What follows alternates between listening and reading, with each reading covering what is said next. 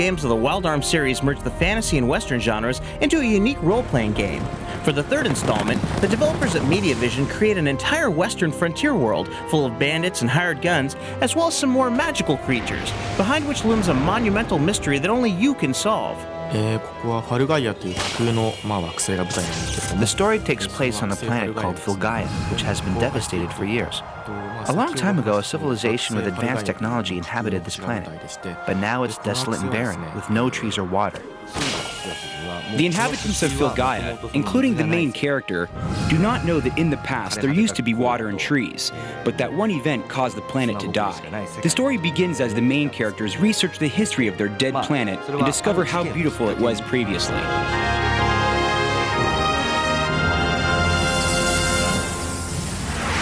As the main character tries to find out what caused the devastation of the planet, she encounters the other stars of the game.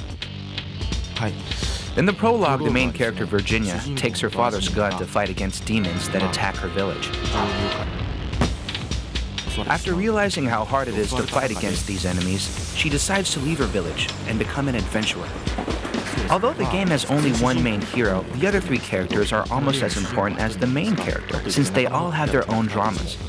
We wanted players to understand this and sympathize with each of them.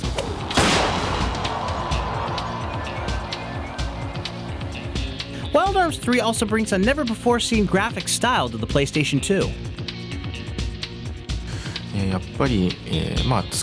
When production on Wild Arms 3 began, the cell shading style was already applied to many games, so we wanted to use a different style. We apply tone shading, which is a general term, and draw the characters' outlines to make them look like animation. There are also diagonal lines on the shading part, which change according to the direction of the light, which we use to add texture and create a warm feeling to the graphics, like illustration.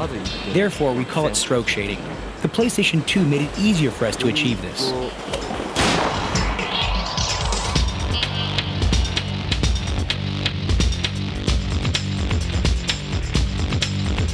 Not only is the look of the game different, but Wild Arms 3 also features a new combat system.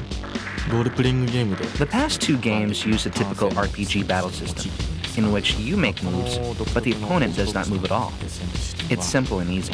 In Wild Arms 3, the movement is different. Characters and enemies can take action simultaneously. Consequently, in battles, everyone is mixed up, and players can enjoy making complex movements.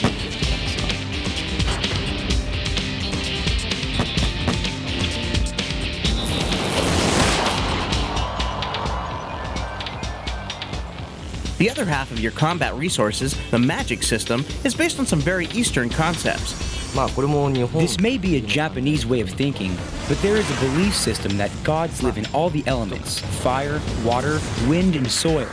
In Wild Arms 3, you can incarnate them, but you have to use a different stone slate depending on the god you want to summon and use in battle.